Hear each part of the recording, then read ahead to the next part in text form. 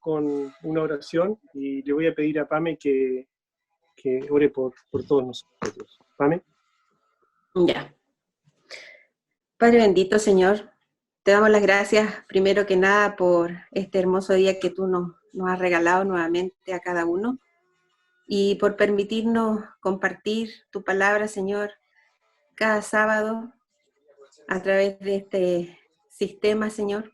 Gracias porque eso nos ha permitido conectarnos entre nosotros, Señor, y poder aprender más de ti. Te queremos pedir también, Señor, por nuestro país, para que ellos se vuelquen a ti, Señor, para que tú guardes a cada persona, Señor, que conocemos, sobre todo, que falta que te conozcan, para que los lleves a tus pies, Señor, para que puedan ver en todo esto que está pasando el propósito que tú tienes para esas personas que aún no te conocen, Señor. Te quiero pedir especialmente por las personas que trabajan en los hospitales, en las clínicas, que están ahí constantemente brindando su ayuda y su cuidado a las personas que están enfermas. Te pido por ellos para que primero tú les otorgues la oportunidad de conocerte y para que puedas también, Señor, cuidarlos de que no se enfermen ellos tampoco. También te queremos pedir por nuestra familia, por nuestros hermanos que están enfermos también, por la salud de Cheli, de Anita, de Pamela, de Francisca, de Ángela, de Andrea, en fin, Señor, de todas las personas que nosotros tenemos en nuestra lista como grupo de prédica y las que tenemos cada una de manera individual. Te pedimos, Señor, que tú los saques victoriosos de todo lo que les aqueja y a nosotros manténnos ahí a tus pies, Señor, de rodillas, clamándote por ello y por todos nuestros anhelos. Te pedimos que nos guíes a través de Pedro en esta prédica para que tú nuevamente hables a nuestros corazones y seamos movidos, Señor, a trabajar para ti, que esa es nuestra profesión aquí en la tierra, Señor. Danos el entendimiento, enséñanos a ser sensibles a tu palabra, a tener ese cargo por las almas y apartarnos para ti, Señor, porque eso es lo que tú esperas de nosotros. En el nombre de Jesús te damos las gracias. Amén. Amén. Bueno, estamos llegando al último capítulo del libro de Daniel. No ha sido un estudio exhaustivo, pero creo que Dios nos ha permitido tener una visión general de todo lo que Daniel pudo observar a través de la visión que Dios le dio, pero específicamente abocados en la profecía de las 70 semanas, que es una profecía que tiene ya cumplidas 69 y solo resta por cumplirse la semana 70, que es una semana muy especial y de la que hoy día vamos a hablar. El capítulo 12 de Daniel habla de la última semana en particular de esta profecía. Y es una semana de 7 años que se divide en 2 periodos de 3 años y medio cada uno. Todos los que hemos recibido al Señor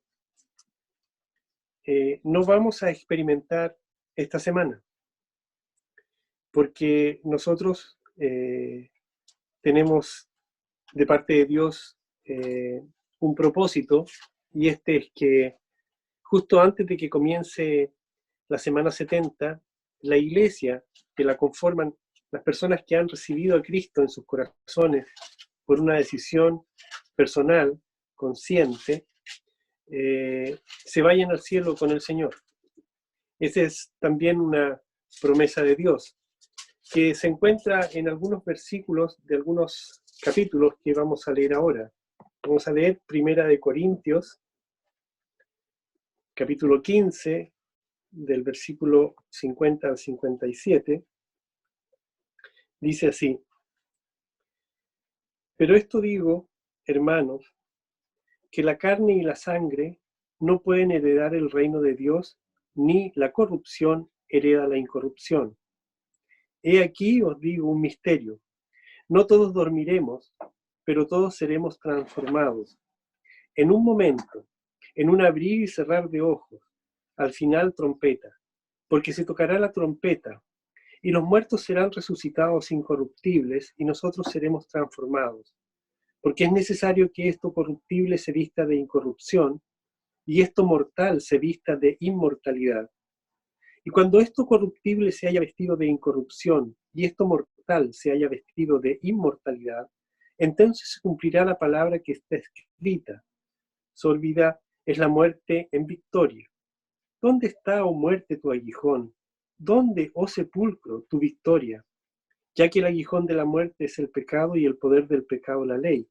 Mas gracias sean dadas a Dios, que nos da la victoria por medio de nuestro Señor Jesucristo. Vamos a ver Primera de Tesalonicenses 4, 13 al 18. Dice: Tampoco queremos, hermanos, que ignoréis acerca de los que duermen, para que no os entristezcáis como los otros que no tienen esperanza. Porque si creemos que Jesús murió y resucitó, así también traerá Dios con Jesús a los que durmieron en él. Por lo cual os decimos esto en palabra del Señor, que nosotros, que vivimos, que habremos quedado hasta la venida del Señor, no precederemos a los que durmieron. Porque el Señor mismo, con voz de mando, con voz de arcángel y con trompeta de Dios, descenderá del cielo, y los muertos en Cristo resucitarán primero. Luego nosotros, los que vivimos, los que hayamos quedado, seremos arrebatados juntamente con ellos en las nubes para recibir al Señor en el aire, y así estaremos siempre con el Señor. Por lo tanto, alentaos los unos a los otros con estas palabras. Y finalmente, Juan 14, 1 al 3 dice: No se turbe vuestro corazón. ¿Creéis en Dios? Creed también en mí. En la casa de mi Padre muchas moradas hay. Si así no fuera, yo os lo hubiera dicho. Voy pues a preparar lugar para vosotros. Y si me fuere y os preparare lugar, vendré otra vez y os tomaré a mí mismo, para que donde yo estoy, vosotros también estéis. Sin duda que estos versículos, estos pasajes de los capítulos que hemos leído, tanto en 1 Corintios, 1 Tesalonicenses y el libro de Juan, nos debieran motivar a tener una esperanza especial, una esperanza que nos hace vibrar y hace latir nuestros corazones con el deseo que también el mismo discípulo amado Juan expresa al final del libro de Apocalipsis, cuando él dice y clama con todos los que se unen a este clamor: ven, Señor Jesús, te estamos esperando, deseamos que vengas. Pero también se produce una contradicción propia que también tenía Pablo. Deseamos que el Señor venga, pero también deseamos que muchas personas que aún no conocen a Cristo tengan la oportunidad de oír y de convertirse. Sabemos que Dios es justo, y en su justicia Él dice que no va a dejar que nadie deje de oír, para que cada uno pueda tomar la decisión que desee tomar. Esta no es una decisión obligada por Dios, es una decisión que está inspirada en su amor, y en su amor Él nos advierte y nos ofrece salvación, vida eterna.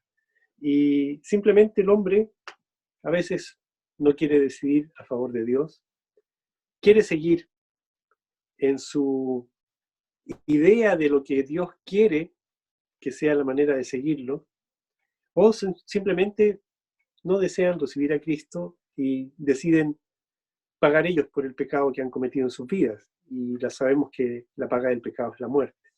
Pues bien, el rapto de la iglesia se produce justo antes de que comience esta semana. Y el rapto es algo muy particular. Dice Dios que Él va a hacer sonar su trompeta cuando Jesús haya terminado de construir las moradas celestiales. En ese momento Jesús baja, se posa en las nubes, suena la trompeta de Dios, y dice el libro de Corintios, de 1 Corintios que acabamos de leer, que aquellos que murieron, que Él dice que están durmiendo en el Señor porque recibieron a Cristo, ¿sí?, van a subir primero al sonido de la trompeta. Y luego los que estemos aún vivos, ¿sí?, subiremos después. Esto es en fracción de segundos. Y esto que va a pasar va a producir un gran caos, pero también una gran esperanza que muchos de nosotros seguimos teniendo por aquellos que aún no conocen a Cristo, que esperamos que todo esto que Dios va a hacer, que también tiene un propósito eterno y también tiene un propósito divino, haga que se vuelquen los corazones, para que puedan tener la oportunidad de convertirse. Pues bien, al tener todo esto en cuenta, y saber que el libro de Daniel es un libro escrito por un judío, para los judíos, para el pueblo de Israel, para darle esperanza al pueblo de Israel, todo lo que se habla en esta última semana tiene que ver con el pueblo de Dios. ¿Ok? Y simplemente Dios va a seguir teniendo un cargo por todas las personas que Él llama gentiles, es decir, que no tienen a Cristo, para que a través de estos dos periodos que se llaman tribulación y gran tribulación, que conforman la 70ª semana de la que habla la profecía de Daniel, también tenga la oportunidad de convertirse, de escuchar, de tomar la decisión. Ahora, esta semana es una semana no solo particular, sino llena de información que hoy día podemos descubrir, y no solo eso, sino creer absolutamente que lo que dice Dios en Daniel, o lo que le dijo Dios a Daniel, o la visión que le mostró Dios a Daniel, va a ser cierto, por una simple razón. Todo lo otro, las 69 semanas restantes, ya se cumplieron. Y se cumplieron, ¿sí?, de tal manera que cuando Daniel vio la visión, faltaban muchos años para que se cumpliera. Por eso, en los capítulos anteriores vimos el dolor de Daniel, toda esta aflicción que le pesaba tanto, porque lo que observó fue que simplemente todo lo que el pueblo de Israel esperaba, un gran rey, el Mesías, cuando llegara iba a morir. E iba a morir por una cuestión mucho más trascendental que el solo hecho de que Israel esperara a un rey, al que ellos llaman Mesías. Por esto, los israelitas que no se han convertido a Cristo, porque hay muchos que sí se han convertido, no leen el libro de Daniel y obviamente no leen el Nuevo Testamento, se quedan en la Torá, que son los primeros 5 libros escritos por Moisés, y no prestan atención a esto. Y sucede algo muy especial, y es que ellos de alguna manera sí saben, pero no quieren hacer caso. Por eso, este deseo de que llegue el Mesías, en esta última semana, se les hace tan patente porque aparece uno que pareciera ser el Mesías y que no es. Y es el que engaña, que es Satanás. Bueno, en los primeros 3 años y medio de la semana 70, que son 1260 días, Israel tiene la posibilidad de recibir un ofrecimiento de parte de este anticristo, que es el diablo, y con quienes hacen un pacto de paz de 7 años. Se empieza a construir, o se termina de construir, el tercer templo. Aparece el levantamiento del anticristo, y se empieza a ver toda su manipulación. Y su manipulación es de engaño. ¿Cómo engaña? Simplemente con todo lo que el mundo está necesitando. Está necesitando alimento, está necesitando paz, está necesitando seguridad, está necesitando un sistema religioso, está necesitando que el mundo, ¿sí?, se vuelque a sí mismo, en el sentido de volcarse al hombre, y al volcarse al hombre, vean que este hombre tan particular planea, construye y ofrece una paz mundial. En esta primera parte de esta última semana de la que habla Daniel, también aparecen los 144.000 sellados, que son 144.000 predicadores, podríamos decir, como Pablo, que se esparcen por el mundo compartiendo el Evangelio. También aparecen 2 testigos, que algunos dicen que son Elías y Moisés, por lo que se lee en Apocalipsis pareciera ser así. Y estos 2 testigos van a estar en Jerusalén predicando día y noche, las 24 horas del día. No van a poder ser tocados, no van a poder ser muertos, no van a poder ser atacados, y no van a poder ser callados hasta cuando Dios lo determine. Y también se producen 7 sellos, o se abren 7 sellos en esta primera mitad, que tienen que ver con el primero, con el anticristo entra en escena, hay una gran guerra, empieza a haber mucho hambre, plagas, hambres y guerras se siguen multiplicando, hay martirio para los creyentes, hay una justicia que se está solicitando ante su clamor, y se abren además 7 juicios. Justo en la mitad de esta semana, 70, se rompe el pacto que había hecho el anticristo con Israel. Y cuando se rompe este pacto, empieza la abominación desoladora. Es decir, se hace un sacrificio que no tiene que ver con el sacrificio determinado por Dios para que se haga en el templo.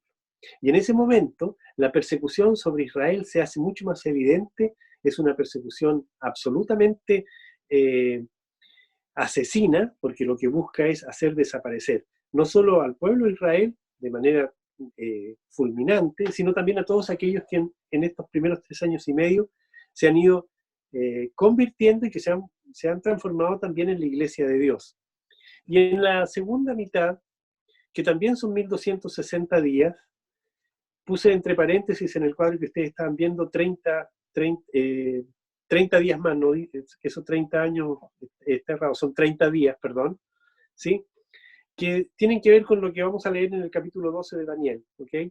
Y en esta segunda parte, bueno, se abren 7 juicios que son 7 trompetas, y que es granizo, fuego que destruye la vida vegetal, un meteorito destruye la vida marina, hay este meteorito también afecta a lagos y ríos, el sol y la luna se oscurecen, hay una plaga de langosta que torturan al hombre y que no le permiten tampoco morir, demonios matan a 1/3 de la humanidad, y luego la 7ª trompeta se abre en 7 copas de ira, y que trae también directamente al hombre grandes torturas, úlceras malignas, muere todo ser viviente del mar, los ríos se convierten en sangre, el sol empieza a quemar de manera impresionante, hay una gran oscuridad mundial, se seca el río Éufrates, por donde va a entrar todo el ejército del anticristo para luchar con las fuerzas de Dios, ¿sí?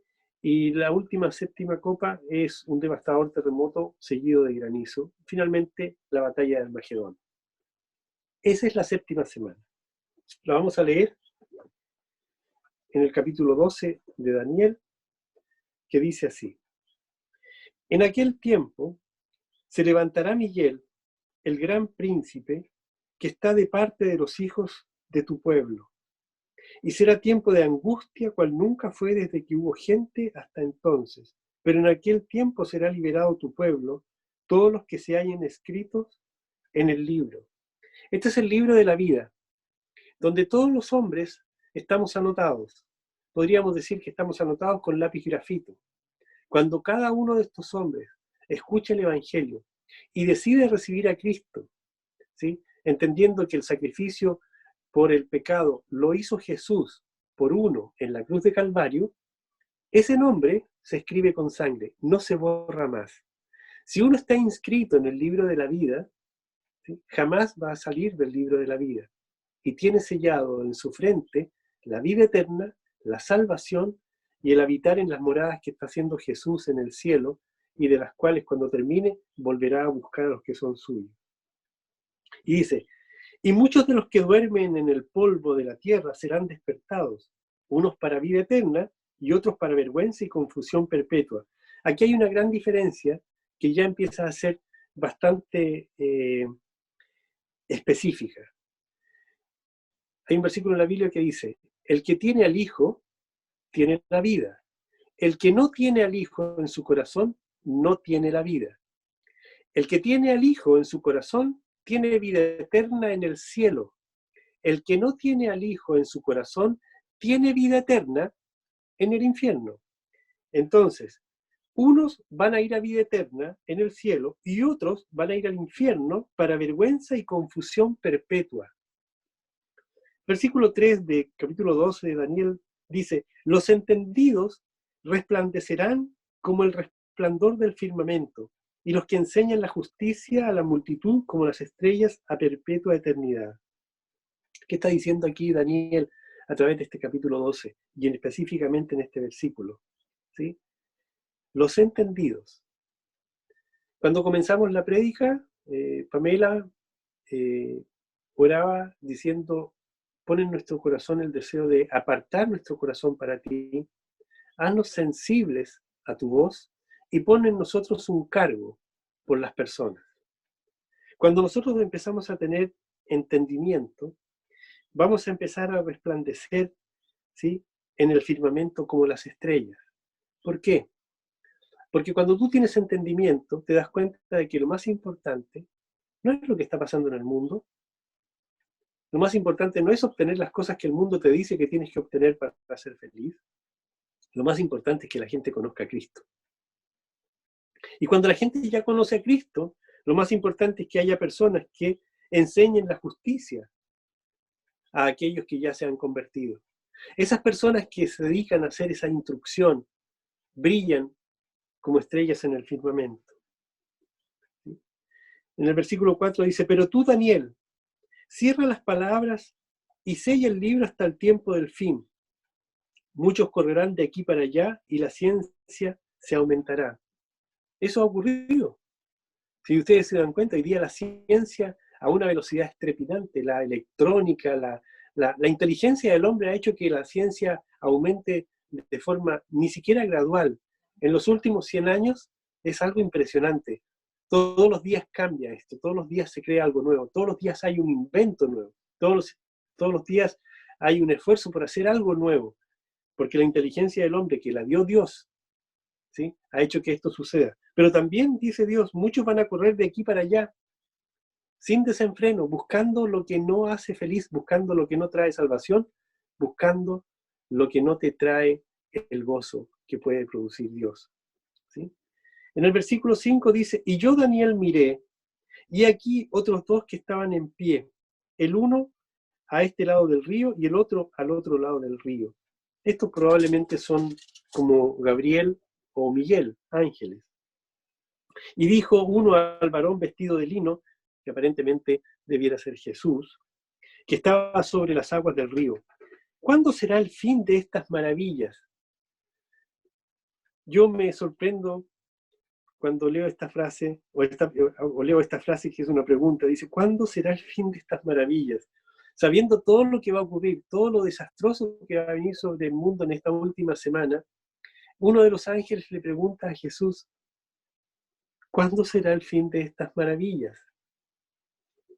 Y oí al varón vestido de lino que estaba sobre las aguas del río, el cual alzó su diestra y su siniestra al cielo y juró por el que vive por los siglos, que será por tiempos y la mitad de un tiempo. Esto es, tiempo, 1 año, tiempos, 2 años, y la mitad de un tiempo, medio año. Ahí tienes 1260 días. Y cuando se acabe la dispersión del poder del pueblo santo, todas estas cosas serán cumplidas. ¿Cuándo comienza esto? Cuando se acabe la dispersión del pueblo santo. Hoy a Israel están llegando todos desde el mundo.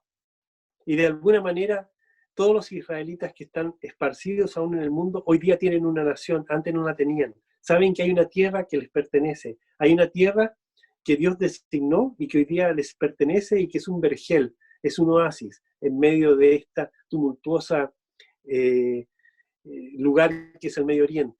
Todo el mundo está en contra de Israel, pero ellos siguen floreciendo. Ahora, cuando llegue el final de la dispersión, va a comenzar esto. Y yo oí, mas no entendí. Y dije, Señor mío, ¿cuál será el fin de estas cosas? Él respondió, anda, Daniel, pues estas palabras están cerradas y selladas hasta el tiempo del fin. Muchos serán limpios y emblanquecidos y purificados. Los impíos procederán impíamente y ninguno de los impíos entenderá, pero los entendidos comprenderán. Y esto es maravilloso. Dice Dios, si tú te conviertes, si tú permites que Jesús entre en tu corazón, si tú permites que el Espíritu Santo empiece a obrar en ti y no dirijas tú tu vida desde el momento en que recibes a Cristo, sino dejas que Cristo dirija la tuya, tú lo que vas a empezar a entender, ¿sí?, es todo lo que es comprensión divina. De hecho, dice Santiago, si tienes algo que pedir, pide por sabiduría.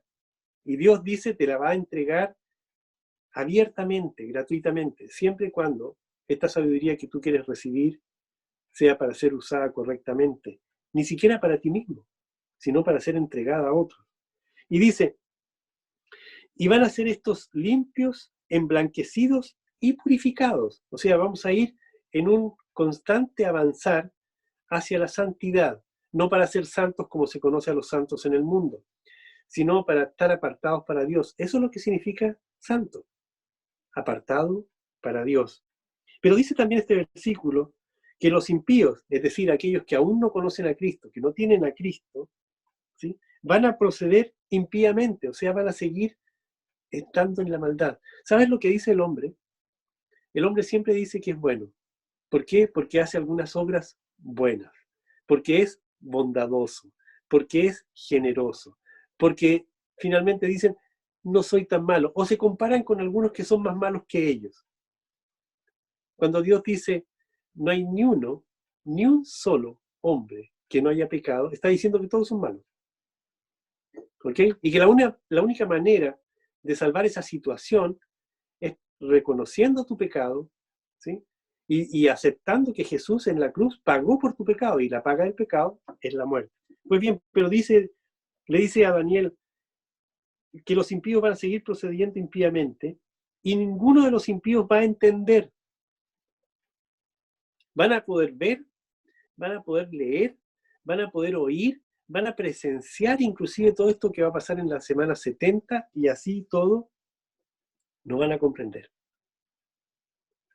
Y dice, y desde el tiempo, vimos ya que había un tiempo, tiempos y medio tiempo, los primeros 3 años y medio, ¿sí? Y después dice, y desde el tiempo que sea quitado el continuo sacrificio, es decir, cuando Satanás se mete en el templo y hace una profanación del mismo, se acaba el sacrificio, ¿sí? Y después dice, hasta la abominación desoladora habrá 1290 días. Y eso era el punto que yo quería anotar. La gran tribulación, que son 3 años y medio, son 1260 días. Estos 30 días extras que aparecen en el libro de Daniel se refieren probablemente al juicio que va a hacer Dios a las naciones. Un juicio que va a tomar probablemente 30 días. ¿Ok? Y dice así, bienaventurado el que espere y llegue a 1335 días. Esto porque entre los 1260 días que dura la gran tribulación, que son los 3 años y medio de la segunda parte de la semana 70, ¿sí?, cuando Jesús regresa, vence en Armagedón, comienza este juicio de 30 días, también en esos 30 días, más 15 días más, que son 45, es aparentemente lo que va a tomar restaurar el orden en la tierra. Y tú irás hasta el fin y reposarás y te levantarás para recibir tu heredad al fin de los días. Este último versículo es, yo creo, el versículo más esperanzador que ha recibido Daniel durante toda esta visión. Le dice, y tú, Daniel, irás hasta el fin y reposarás. Él ya está por morir, va a morir Daniel, y le dice, y reposarás. Y te vas a levantar para recibir tu heredad al fin de los días. Esta maravillosa esperanza que recibe Daniel es también la esperanza que nosotros tenemos. Es la misma esperanza que él recibe y que nosotros hoy día también estamos recibiendo. Un día el Señor vendrá por nosotros. O un día el Señor determinará que nosotros durmamos. Si dormimos, vamos con el Señor. Si nos quedamos y viene el rapto, vamos con el Señor. ¿Por qué? Porque lo tenemos en nuestro corazón.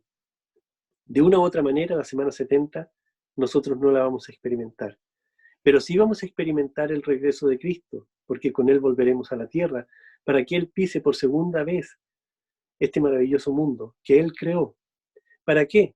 Para después de haberlo prácticamente destruido, ¿sí?, haga que de nuevo se restaure todo.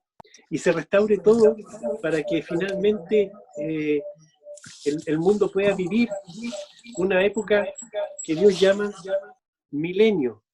Y el milenio, ¿sí?, son 1000 años donde Dios gobierna a través de Jesucristo, desde su ciudad santa, Jerusalén. Al final de este tiempo, dice Dios que va a soltar de nuevo a Satanás. ¿Y saben para qué? Para mostrarle al hombre que igual Satanás puede seguir engañando. Y muchos van a ser engañados. Cuando sucede eso, ¿sí?, Dios determina la destrucción de esta tierra. Y aparecen tierra nueva y cielos nuevos. Cuando termina de destruir esta tierra, hay un nuevo juicio que se llama el juicio del trono blanco. Este juicio, que también se conoce como un juicio de la segunda muerte, es simplemente para poder decirle a aquellos que ya han muerto y que no tuvieron a Cristo en su corazón cuando murieron, y que ya están en el infierno, ¿por qué se van al infierno? La razón central de por qué están ahí y de por qué van a seguir ahí. Y esa razón es una sola. Decidieron no recibir a Cristo. Tú podrás decir, bueno, esto es una amenaza. O sea, Dios me está diciendo que si yo no recibo a Cristo me voy al infierno. Puedes tomarlo como una amenaza, pero la verdad es un generoso acto de amor de parte de Dios. Dios a mí me dijo, Pedro, es necesario que vuelvas a nacer. Es necesario que recibas a Cristo para tener salvación y vida eterna en el cielo. Yo pude decir, y muchas veces lo hice antes de tomar la decisión de recibir a Cristo, que no creía, que no quería, y que eso era para gente que necesitaba una ayuda tal vez religiosa, porque no entendía. Pero finalmente Dios se apiadó de mí con su misericordia, tocó mi corazón y finalmente me dijo, porque de tal manera te amo, Pedro, que he dado a mi Hijo Jesucristo, para que si tú decides creer en Él, no te pierdas, mas tenga vida eterna. Y yo dije, ok, Dios, me entrego a ti. Soy pecador y creo que tu Hijo Jesús pagó por mi pecado en la cruz. Te doy infinitas gracias, Señor, por ese gesto amoroso, extraordinario de dar a tu Hijo por mí. Y te abro mi corazón para que Jesús entre en mi vida, sea mi Señor y mi Salvador. Yo con ese acto de fe mínimo me hice parte de la familia de Dios, porque dice Dios que a todos los que le reciban, a todos los que crean en su nombre, les da la potestad de ser hechos hijos de Dios, ya no más criaturas, hijos de Dios. Y de ahí mi vida simplemente cambió. Cambió porque viví con Él, vivo con Él y viviré con Él todos los días de mi vida por toda la eternidad, porque es su promesa y yo la creo y la sigo creyendo y la comparto, porque sé que si hoy el mundo necesita una esperanza, esa esperanza se llama Jesucristo. Si el mundo hoy día está viviendo horas amargas, yo no me imagino cómo van a ser las horas amargas que van a vivir durante 7 años, la semana 70 de Daniel. No sabemos cuándo va a suceder esto, pero a todas luces lo único que falta, que esta parte de la profecía, las 69 semanas restantes ya se cumplieron. Por lo tanto, esta se va a cumplir. Y dice Dios que, como en los días de Noé, va a suceder esto. Y esos días, ya lo hemos compartido, son días de amoralidad, son días de egoísmo, son días de guerras, son días de engaños, son días de mentiras, son días de envidias, son días como los que estamos viviendo. El mundo está viviendo así. Tú y yo estamos viviendo en un mundo así. La diferencia es que algunos vivimos con Cristo en un mundo así. Y vaya que hace la diferencia. Porque nos permite vivir con gozo, nos permite vivir con esperanza, nos permite vivir con añoranza, ¿sí? En el sentido de que nos acordamos de dónde salimos y damos tantas gracias por donde hoy día estamos. Porque hubo un cambio en nuestra vida, hubo un momento en nuestra vida de los que somos salvos, en que se hizo una diferencia. Desde este momento para atrás, yo viví sin Cristo. Desde este momento para adelante, he vivido con el Señor en mi corazón. ¡Qué gran diferencia! ¡Qué gran diferencia! Ahora, todo esto que está ocurriendo en la tierra durante estos 70 años, la semana 70 de la profecía de Daniel, hace que también ocurran cosas en el cielo. Y estas cosas en el cielo son dos eventos maravillosos: el tribunal de Cristo y las bodas del Cordero. Más adelante, en alguna otra prédica, vamos a compartir acerca de estos dos temas. No es el momento hoy día. Pero tenemos una esperanza. ¿Sabes? ¿Sabes cuál es la esperanza que tiene el mundo? Espero que suceda. Esa es la esperanza que tiene el mundo. Ese es cuando tú le preguntas a alguien si tiene alguna esperanza, dice: espero que suceda, que me vaya bien. Espero que suceda y que esta pandemia acabe. Espero que. Pero no son, no es una esperanza real, no es una esperanza concreta. Es simplemente una quimera. Para el creyente, la esperanza, y digo debe ser, porque no todos los creyentes la tienen, porque no todos los creyentes aún se dejan dominar por el Espíritu de Dios, es una expectativa segura. La esperanza para el creyente es una expectativa segura. Sé que Dios va a hacer esto. Sé que Dios va a traer esto otro. Sé que Dios tiene una voluntad perfecta para mi vida. Sé que Dios tiene pensamientos de bien y no de mal para mi vida. Sé que Dios es amor. Esa es una gran esperanza. Sé que Dios viene por mí. Esa también es una gran esperanza, pero es una expectativa segura. Y es estar expectante. Es decir, yo sé que va a pasar, por lo tanto lo espero y lo añoro y lo deseo y lo veo y lo admiro, aun cuando no llega. Y no me importa qué día va a ser esto, porque sé que es una promesa que me hizo Dios, y todas las promesas que hace Dios son en el sí y en el amén, y Él no falla, Él no miente, ¿sí? Él no miente. Vamos a ver Hebreos 11, versículos 1 y 7. Hebreos 11 dice: es pues la fe, la certeza de lo que se espera, la convicción de lo que no se ve. Y el versículo 7 dice: por la fe Noé, cuando fue advertido por Dios acerca de cosas que aún no se veían, con temor, y es un temor reverencial, no es tenerle miedo a Dios, preparó el arca en que su casa se salvase, y por esa fe condenó al mundo, y fue hecho heredero de la justicia que viene por la fe. Imagínate todo lo que puede hacer la fe, lo que puede hacer el creer en Dios, lo que puede hacer que, que, que tu corazón palpite, ¿sí? Vibre con aquello que tú estás leyendo en la palabra, que son las promesas que Él tiene para ti. La esperanza es tener confianza. La esperanza es tener fe. Y sin esta esperanza, la vida de verdad no tiene sentido. Y me refiero a la esperanza divina. Vamos a leer el Salmo 28:7.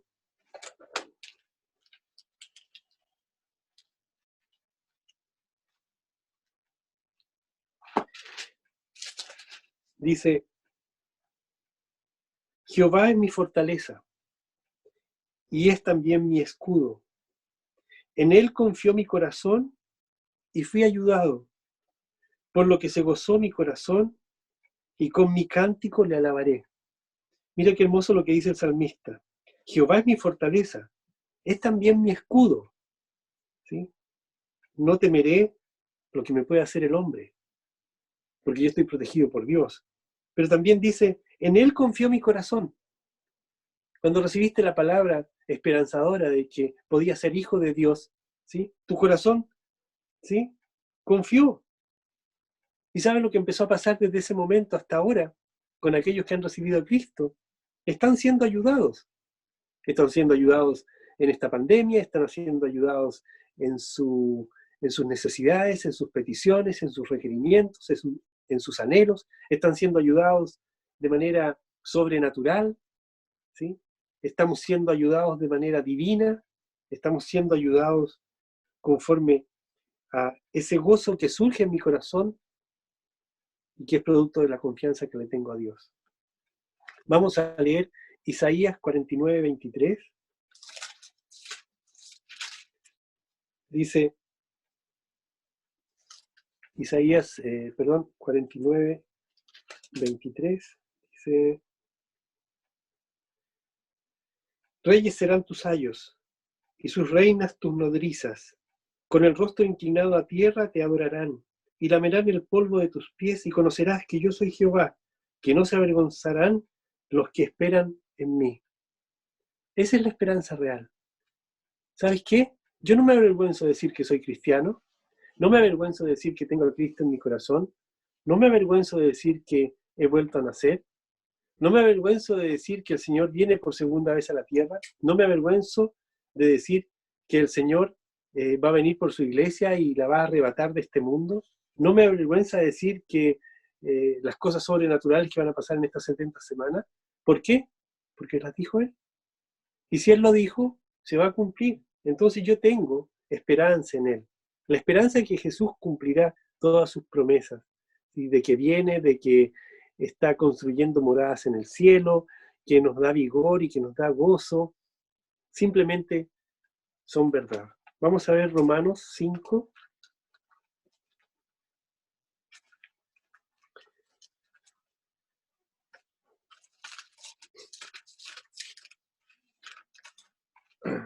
De los versículos 2 al 5, dice así: por quien también tenemos entrada por la fe a esta gracia en la cual estamos firmes y nos gloriamos en la esperanza de la gloria de Dios. Y no solo esto, sino que también nos gloriamos en las tribulaciones, en los problemas, en las dificultades, sabiendo que la dificultad, el problema, produce paciencia, y la paciencia prueba, y la prueba esperanza, y la esperanza no decepciona ni avergüenza, porque el amor de Dios ha sido derramado en nuestros corazones por el Espíritu Santo que nos fue dado. La esperanza no avergüenza, la esperanza no decepciona, si tú la esperas con fe, si tú confías en que Dios lo va a hacer. Ahora, fe, amor y esperanza son un todo que tiene que mover tu corazón a la oración, mover tu corazón a ser apartado para Él, mover tu corazón para que tengas una sensibilidad a oír su voz, mover tu corazón para tener cargo por aquellas personas que aún no conocen a Cristo. Vamos a ver finalmente Romanos 15, 13. Dice, y el Dios de esperanza os llene de todo gozo y paz en el creer, para que abundéis en esperanza por el poder del Espíritu Santo. Mira lo que quiere Dios, que abunde la esperanza en nuestro corazón. ¿Y para qué? Para que tu corazón esté lleno de gozo y paz. ¿En qué cosa? En creerle a Él. Mucha gente dice, yo creo en Dios. Qué diferente es decir, yo creo en Dios, yo le creo a Dios. Cuando tú dices, yo le creo a Dios, te estás diciendo tácitamente, yo confío en lo que Él me dice y que lo que Él me dice es verdad. Y si Él me dice que yo tengo que volver a nacer para ir al cielo, no tengo ninguna otra opción. Si dices que crees en Dios, acepta no este desafío, sino esta verdad absoluta. Es necesario que vuelvas a nacer. Si tú que estás oyendo aún no has decidido tomar la decisión de recibir a Cristo, te invito a que a través de una oración que yo voy a hacer, y tú cerrando los ojos y en silencio, repitiendo en tu corazón, hagas esta oración que tiene un solo sentido: el recibir a Cristo, de hacerte parte de su familia, de tener esperanza eterna, de vida eterna en el cielo, y no solo eso, de que tu vida desde hoy día en adelante tenga un giro radical, un giro hacia el gozo y la paz, algo que el mundo hoy día necesita, algo que cada hombre de este mundo hoy día necesita, y que algunos ya tenemos, por el solo hecho de que esa pieza que falta en tu corazón, en algunos de nosotros ya no. Esa pieza se llama Jesús, calza perfecto en el vacío que tiene tu corazón. El Señor dice que si tú eres pecador y eres pecador, ¿sí?, tu paga del pecado es la muerte eterna, separado de Dios eternamente. Pero si tú aceptas que Jesús en la cruz del Calvario murió por tu pecado, subió a la cruz por ti y venció a la muerte resucitando al tercer día, y tú le dices al Señor que abres tu corazón para que Él entre, Él será tu Señor y Salvador. Tendrás vida eterna, gozo y esperanza, su ayuda infinita en todo lo que necesites, porque tendrás a aquel que es capaz, por sus méritos, de hacer todo lo que tú requieras. Ese se llama Jesucristo. Yo voy a orar por ti y Dios quiera que Él te convenza de que esto que Él te está diciendo, no yo, ¿sí?, es verdad. Y si tú dices creer en Dios, acepta esta invitación que Él te hace. Padre bendito, te doy infinitas gracias por el mensaje que he recibido esta tarde. Gracias, Señor, por decirme que tú me estás buscando y quieres entrar en mi vida, específicamente en mi corazón. Y me dices que yo soy pecador y que el pecado me separa de ti. Pero qué gran noticia he oído de saber que Jesús en la cruz de Calvario pagó por mi pecado. Padre, yo quiero abrir mi corazón para que tu Hijo Jesús entre en mí, habite en mi corazón, dirija mi vida, me cuide de ahora en adelante.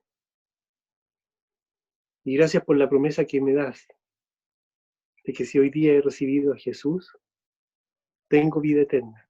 Y el día que yo parta de este mundo, voy al cielo contigo, Dios, a esas moradas que está construyendo Jesús. Gracias, Dios, por el privilegio de ser hoy día tu hijo, ser parte de tu familia y de tenerte en mi corazón. Bendito sea, Señor, en el nombre de Jesús. Amén. Si hoy día has tomado la decisión de recibir a Cristo, te puedo decir que ha sido la decisión más preciosa y perfecta que has tomado. La decisión de carácter eterno más extraordinaria que hayas tomado. Y yo te puedo afirmar que de hoy día en adelante, si tú recurres a Él, a través de Jesucristo, que es el único mediador entre Dios y los hombres, Dios va a estar dispuesto a responderte, va a estar dispuesto a acompañarte, a regalonearte,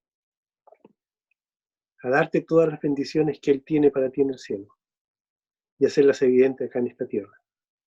La principal de todas, te dará gozo, te dará paz, te dará tranquilidad, te llenará de esperanza. Que Dios les bendiga, que tengan una preciosa semana y nos vemos el próximo sábado. Gracias, Pedrito. Gracias.